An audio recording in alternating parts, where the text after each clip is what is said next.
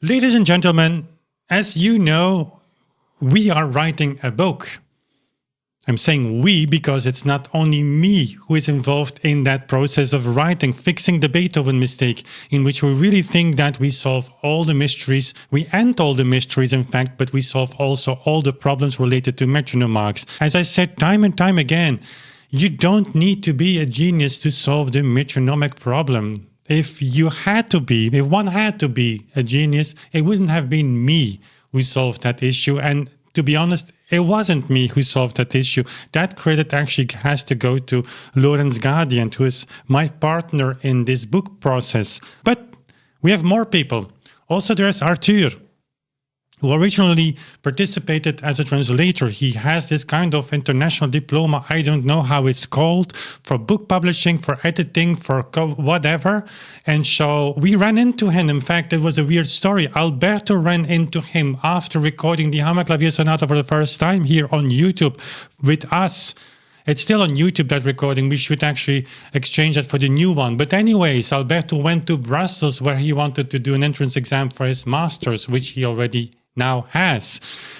And there in Brussels Central Station, he literally like this run into Arthur, like they met, and Arthur said like, are you not the guy of Authentic Sound? Yes, I am. Well, blah, blah, blah, blah. It's conversation. And then like, oh, we're actually looking for someone who could translate the book, part of Lorenz. I would like to do that. Luckily, my native tongue is Dutch and English. I'm a kind of musicologist. I sing in the Renaissance choir and also I have this diploma, and I really would like to do that. Sometimes in life, it's so weird. Things are so coincidental that you think like there must be something that we don't see that is like guiding. I don't know. I don't want to go into like these territories that I don't know anything about, but you get my point. And that Arthur is now working for 4 years with us, and the last year is very, very, very intense. And I have to say the last year, extremely intense, because more and more he's involved also in the research. It was a great gift to have him on board because he's a very critical reader. He's a very critical researcher. And I have to say the reason that the book publication is postponed, because he's bringing point after point to the table, which are just too great to ignore. And so he's becoming... Actually, he is right now a co-researcher, much more than just a translator of Lorenz's part, and that's great. So that's part of the reason why the book publication has been postponed a few times. And I think when the book is published, eventually you will understand and you will be happy that we did. But Arthur and I meet like last months, every 2 weeks in person. He lives in Brussels, 1 hour from my place, and so it's not hard to meet actually. And he came to my place last week with this book. Now, you would say like, what's so special about this book? Remember this video that I published like half a year ago? I became world famous thanks to Radio France, Temporary Reality Check. I was mentioned in that radio program, like French National Radio, which is great. And actually they were interviewing this person, this guy here, Emmanuel Rebel from France, obviously. He wrote a book, Du métronome au gramophone. So from the metronome to the turntable, so to say. The editor is, or the publisher, so to say, is Fayard, who is a very respected publishing house. So, and Emmanuel Rebel has published as a musicologist with them a few times. So he is not Mr. Nobody. And my name is mentioned in this book. Winter Swim, page 59. So am I proud about this fact? Not really, but I'm happy with it. Why? Because sometimes, I've told you that before, I'm sitting here in my little studio here. It's very cozy, it's very nice, very warm. Like I like to sit here, like to study, and disconnected from the entire world. Actually, my phone is on silent mode. So, and I'm doing the stuff that I'm supposed to do here. Like most of the time, recording YouTube videos for you. But also, I recorded the entire video course here. So I have time here to spend on the things that I really want to spend in all calmness and like peace. But I don't know really who I'm reaching. Who right now, who are you here behind the camera? Some of you leave comments in the comment boxes. I really appreciate that because I get to know you a little bit. I get feedback. I encourage you, all of you watching now, just leave comments in the comment boxes. I do read them. But I generally don't know how far our work is penetrating in like the real world, so to say. Not saying that YouTube is not a real world, but you get my point. And so, yes, that makes me happy to see my name appear in an official, can I say, almost peer-reviewed publication. I mean, that's, of course, these publications, they have a kind of aura, and rightfully so. They have an editorial board. They do not hire just anyone. And so this Mr. Reibel, we're going to talk about what he had to say about my work and about the context in which he mentions my name. I have severe, deep criticism on what he writes and also the perspective from where he actually positions not only my work, but the entire thing of the metronome. We're going to dive into that. But I want to mention before, like, guys, I'm not a conspiracy theorist. So when I criticize official publications or people with a degree or people who have published, like this guy, quite a lot, I'm not against science. My daughter is studying psychology. She wrote her first paper and she asked also my just to read it over and just for the language and things like that. It's super boring, but it's also fascinating because to see how these people learn like step by step, think about what was said previously, be very careful about quotations, like the language use. It's so neutral and objective that you almost say like, how can you ever make a change in that system? But that's it's designed to be robust and resilient against like all the input from the outside. There is a negative connotation to that, which is obviously that once you're part of that system, it's very hard to make a major change. Therefore, we call our work, therefore we call this a paradigm shift. A paradigm shift almost by definition comes from outsiders. So by no stretch of the imagination, when I criticize what we're going to read together, I'm a conspiracy theorist. The criticism that I have on musicologists in general is not on the general science of musicology. It's maybe not really a science in the sense of the word science, but you get my point. There are great people there. All of them are great people. And what I publish is, in most cases, like in this system, beautiful. They are like Thomas Kuhn said, the guy about the paradigm shift, they're puzzle solvers. They just take a little bit here, a little bit there, and they work on that. And that is like great. The criticism I have is for that part of musicology that talks about tempo reconstruction. That's the only thing, because there it's very, very, very simple to say, you're making a major mistake and you do not want even to acknowledge it. That's not a conspiracy theorist standpoint. That's just a fact. We're going to talk about that also here. So I wanted to have this point out of the way because I do search the internet sometimes on my name and it's unbelievable what you read. It's unbelievable. And part of the reason why people keep saying those things about me is because the musicologists who should open their mouth, they are silent. And they're silent for one reason. What we are going to talk about, what we talk about, the book that you are publishing, the idea behind this is just creating a new foundation. Saying like, guys, you misread the metronome. It was not used like that. It was not used as it was used as we use it in what we call single beat. Quarter note 60 doesn't mean one quarter note per tick. It means 2 ticks per quarter note, the up and down together. It's obvious. Why? You'll know that. Because this music in that way, with those metronome marks from that time, the time of Beethoven or Chopin, Schumann in the 19th century, doesn't make any sense. And in some cases, let's say 30-40%, the greatest virtuoso players or orchestras of this planet today can play them. Not more than that, without severe consequences, and I would say 40% are flat out unreachable. But even in the case people can play it, it doesn't make any sense. It's ridiculous. The reason that we still listen to that music is because we're conditioned. We don't know that music in a different way. That's the point. So when I criticize musicologists, it's not that I'm a flat earther. I'm a conspiracy theorist. I do not believe in science. I do not believe in like peer-reviewed publications. Yes, I believe in all of that. I'm part of this world. When I go to the doctor and he said like, you have to take a vaccine, I just take the vaccine. I do not doubt science. And if they make a mistake, I can live with that mistake. Because who am I to judge?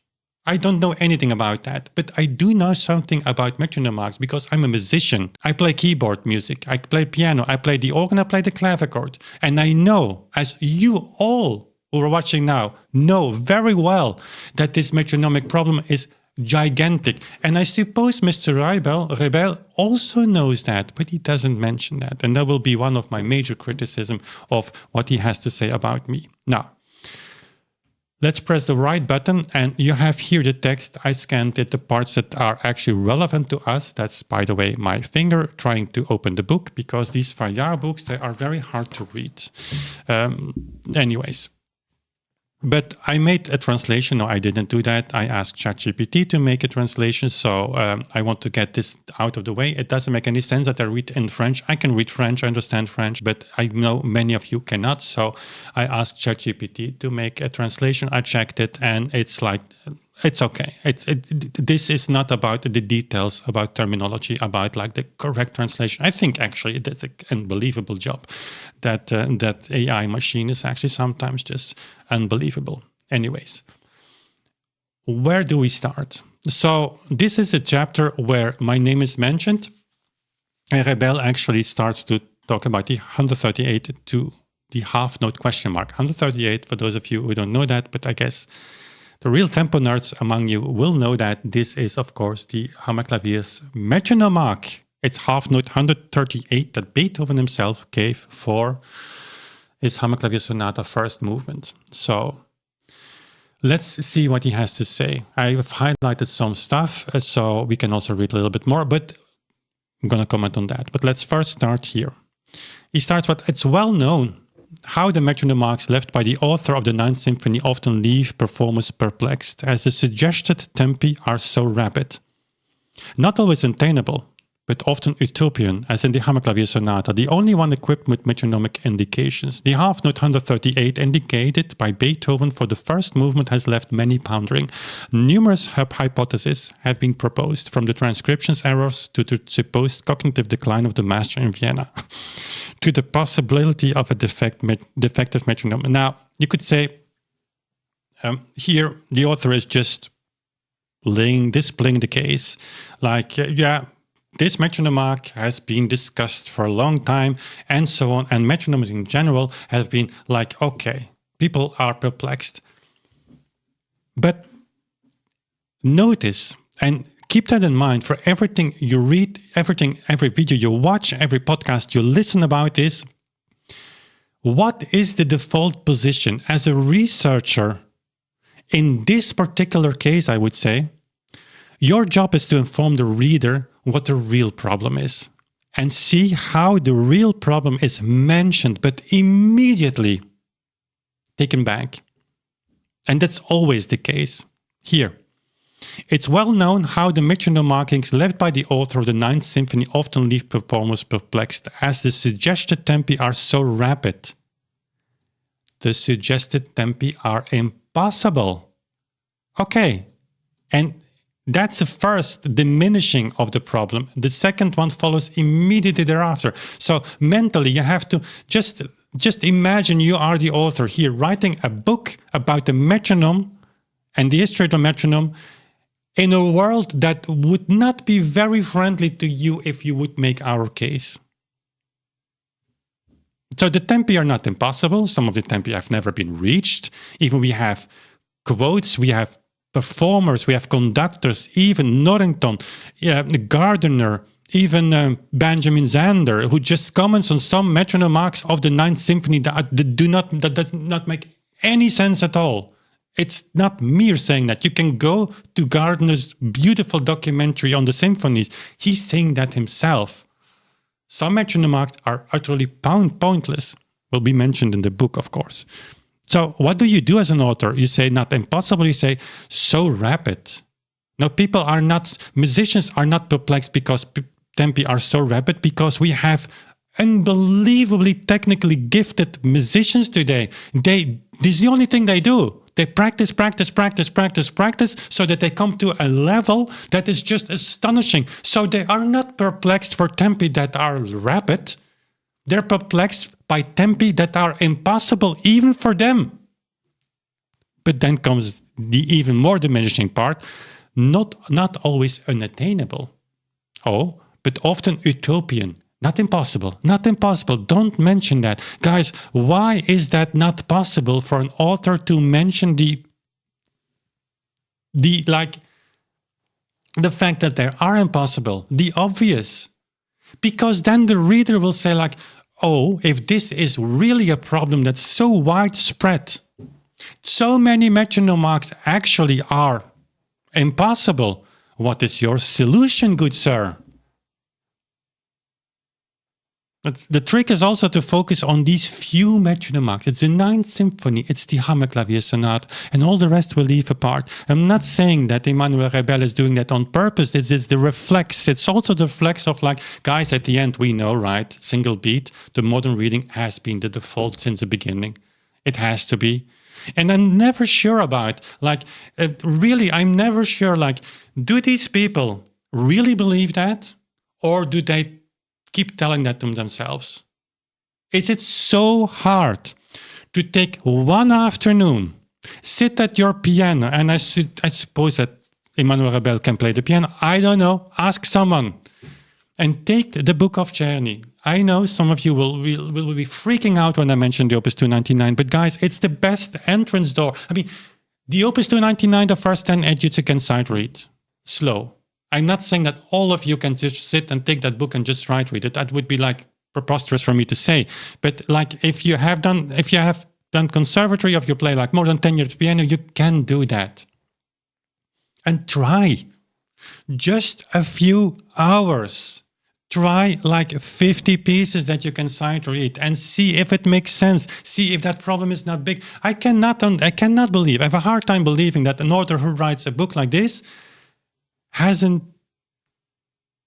touched upon some other metronome marks than the Hammerklavier Sonate and the Ninth Symphony. And if that's the case, that proves my point, like musicology in this respect deserves an upgrade. Then he gives like a kind of short overview about like what other people or what other solutions there could have been. And that is also like Wilmreze Talsma here, of course. If you are longer here, you know the guy is. He published in the 80s, actually fantastic book, Wiedergeburt der Klassiker, so the rebirth of the classical era, so to say. It's really a fantastic book in the sense that like Talsma really knew how to write and how to convince people. For that time, that book is like just groundbreaking, like a groundbreaking theory. The book is groundbreaking. We're not following Talsma in his points, but definitely Talsma has started something that without him would not have like probably not survived to today. Probably I would not have been talking about this. And also Lorenz would not be recent. Talsma is really literally the source, the publication where Lorenz said like, okay, there are some inconsistencies that I see. So he said like when Talsma is right, there should be more than that. And that there started actually his journey. But anyways, so what authors like Rebel are doing, I mean, Martin Norton also does that. He gives like a very short history overview of like the other side. And that overview is like done so poorly. But the point is, why did Talsma start it? Because some people leave some people perplexed. Why did these people find it necessary to find an alternative for what today is seen as the normal metronome reading? Why? That's the only thing that's important, because once you really describe the metronome problem, honestly, I would say that's a terrible word, objectively, from a neutral standpoint, then the tempi are not too rapid. They're just impossible. They are ridiculous. They do not make any sense. And if you do not believe me, then just look around. All these metronome marks that were given by these 19th century composers for us, for you, and for the entire society of today to just mark their tempi, that in all times, as long as whatever the sun is doing with the earth, I mean, beautiful quotes we have, to find a tempo, to know what Beethoven had in mind, to know what Schumann had in mind, to know that's the point why they did that. And just look around. If you own CDs, if you listen to Spotify or whatever classical music, just take your metronome. Nobody is taking care of those metronome marks. Nobody is interested. Yes, when you talk to them, of course, dear sir, I'm reading the metronome marks by Beethoven. I see how fast I can play. But then check. And if the first piece you come across and say, why didn't you follow the metronome marks then there and here and here? Oh, don't be so dogmatic. I mean, I have a personal feeling. I'm a person too. Beethoven would find. Then immediately you go on that road. But the reason that people don't do that is because those metronome marks, that metronomization from a single beat perspective, do not make any sense. That's the reason why nobody takes those metronome marks into account. And that's the reason why after generations of doing that, people talk to us and say like, why do you do that? It's not necessary. We know that. And then follows like an explanation that whatever. Just one quote by Beethoven and you blew away everything. Wait for my metronome marks. The world needs them. 1826, December, 3 or 4 months before he died. That's Beethoven. So, there you have Talsma. And of course, I'm connected to Talsma and I can live with that.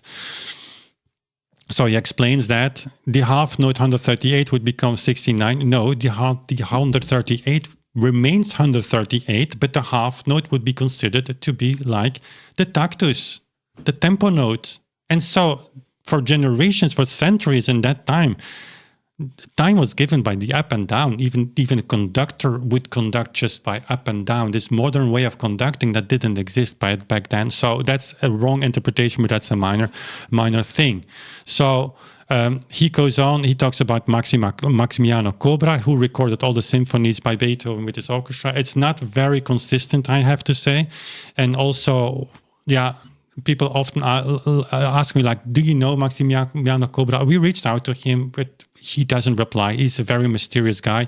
This contested theory, yes, it's contested, but the author is more than happy to underline that, which has already sparked a debate in the early 80s, continues to attract followers. Some performers, such as the pianist Wim Winters, I don't know if that's a translation of keyboard player, but whenever people say to me, like, you're a pianist, I'm actually a clavichord player organist. I don't know, it feels better.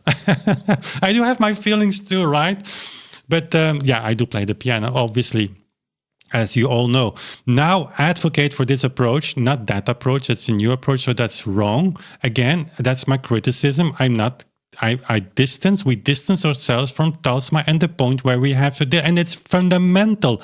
Talsma make the distinguishes between fast and slow movements. He said the slow movements you have to play in single beat, the fast ones in whole beat, like what he called that, like a metrisch.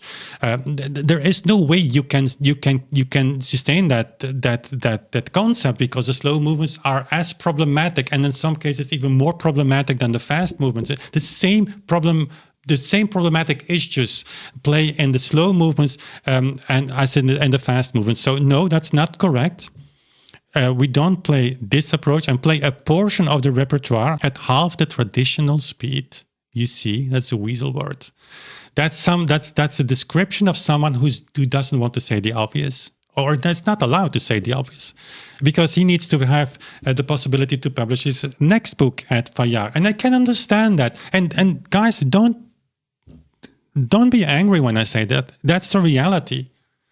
When this person would have really outlined our theory here, our concept, when he would have been in favor, or even remove a little bit the fundamental doubts, or say like, guys, it could have been possible. It doesn't matter. Just say like, it makes a little bit of sense. Then there would be not the next publication at Fayard. The notion that this is Beethoven and not Gardner and not Norrington and not you fill in the list with all the important names, and all of them have made statements. All of them, not all of them, but many of them have given lectures. Our teachers have publications, have videos, have stated time and time again. We have made a video about Paavo Järvi, who said like Beethoven gave metronome marks because he projected Wagner. He was foreseeing Wagner, who was slowing down. And so Beethoven foresaw all of that. And so his metronome marks were given too high, just to make sure that people were not slowing down. Do you think that when Emmanuel Rebel would write something really thoroughly about what we are doing, that these guys were not picking up their phones and saying like, who is this guy? Because then this would have impact. Again, that's an official publishing house. When we do things, we can still say like, yeah, always win-win. But this is then getting serious, right? Because that's the world we live in. And I can accept that, as I said before. In tempo matters, this is the world we live in. I'm sorry, that's just what it is. I'm not saying all of you. I'm not saying all of the conductors. I'm not saying all musicians. I'm not saying all musicologists. But who's setting the first step? That's the point. I'm sure when the book is published, that will become much more easy. Because then there is something that also people like Emmanuel Rebel can read and say like, this is very well done. And I can promise you guys, the book will be very well done. We just need to present the case in a way that just opens people's minds, and that people like him and other musicologists take it from there. That's what what we want to do. But then, it is certainly not impossible that the contemporary use of pendulums, which could measure the tempo through a back and forth swing of the string, occasionally introduced some confusion among the early users of the metronome. However, the theory that a large number of scores should be played at half speed suggested by tradition is based on an interpretation of historical instructions on metronome uses that's questionable. Half the speed suggested by tradition, that's also something he said about me, and I forgot to mention that. Like, where is that here? A little bit higher. At half, I'm playing at half traditional speed. Can someone explain to me what that is? I have no idea. That's also a way of just like, I'm not saying the thing that I need to say, but I have traditional speed. He knows that the tempo you hear today is not single beat. That's because he watched my videos. I'm happy for that. But then don't say traditional speed where the reader will just you know that the reader will skip to like metronome marks as we see them today. Half the traditional speed. But then this. It's certainly not impossible that the whole beat method, that's what he's writing. He says like the clock can be tick-tock, back and forth. Like, yeah, we count a lot of things into how would that come. But yeah, we have the conductor who uses always 2 points, always. Gives an upbeat because you need the upbeat to feel the downbeat. And so in some case, yeah, you know what? That has led to confusion, right? So take that as a fact. No.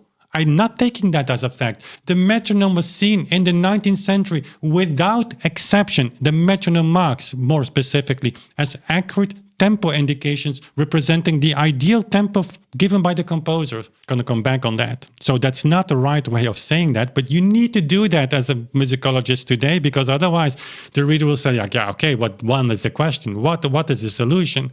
And then he says, like, it's based on an interpretation, just one interpretation, of historical instructions on metronome uses that it's questionable. And then, of course, the Melzer directions are coming there. And by the way, guys, we are developing the Melzer directions. This will be a major chapter in the book.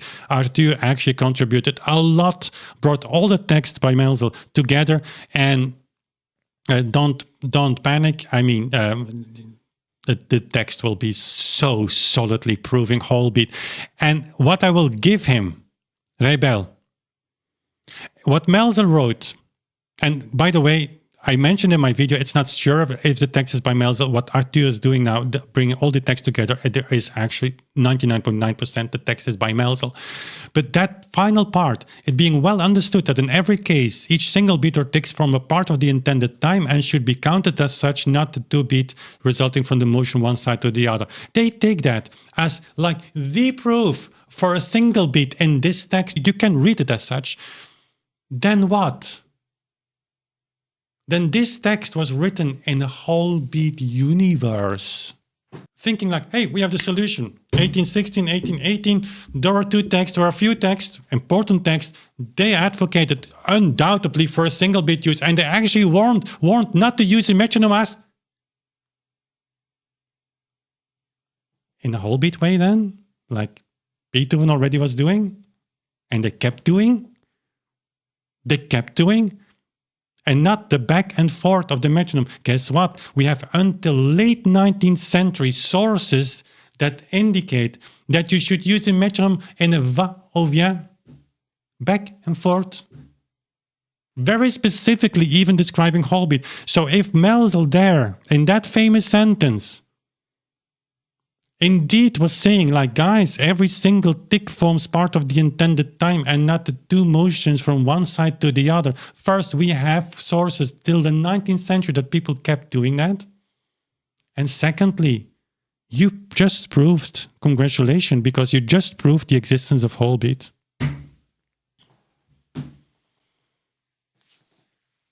And then he talks also about the durations. George Smart, 64, I can show that to you here. The book will have a chapter on George Smart. And it's so obvious that even the people who researched that, Mr. Temperley, even Temperley already in the 60s said, like, we have no clue what was played. No clue.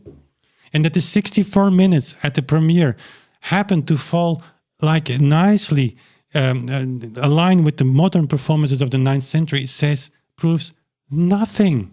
If you don't know what was played 64 minutes, then explain me why the general rehearsal took 20 minutes longer.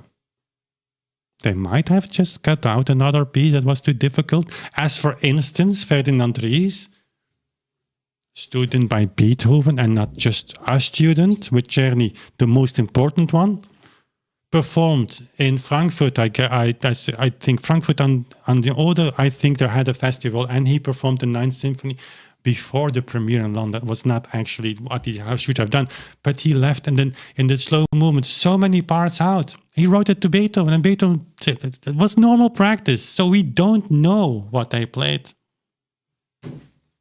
That's a musicologist. I'm not, but I know that. And then he continues, Rebel, like saying, like, yeah, this confusion, then the confusion in the 19th century was a fact. Mendelssohn, Berlioz, of course, proponent of the metronome. And then Mendelssohn was apparently not. And we know that because he didn't leave a lot of metronome marks. One day, however, he said, like, I have to metronomize this because people keep playing this piece in the wrong tempo. But Mendelssohn and Berlioz met each other in Rome. And of course, Mendelssohn was like the chic composer, he was Mendelssohn, and Berlioz came from a very different background. He was a little bit like the underdog, but he was just such a smart guy. They were playing like Mendelssohn music one day, and then Berlioz asked like metronome marks, and Mendelssohn said like this quote, what is only the quote that of course is given here to underline the case that Rebel wants to make. Mendelssohn said, Berlioz said, one day I started talking about the metronome and its usefulness, and Mendelssohn answered, what's the purpose of the metronome? Mendelssohn exclaimed vehemently, it's a complete useless instrument. A musician who cannot discern the movement of a piece at first glance is a fool. I could have replied that there are many fools. It's typically Berlioz. If you have the chance to read his memoirs, just do it. It's unbelievable. But I held my tongue. But the next fragment that's in the memoirs, he leaves out. What's the next fragment saying? Next day, it was Berlioz's turn. So Berlioz came with scores. Mendelssohn was an unbelievable sight reader. He could, and memory, unbelievable. With Mozart, probably the greatest, the biggest genius we have ever had in that sense.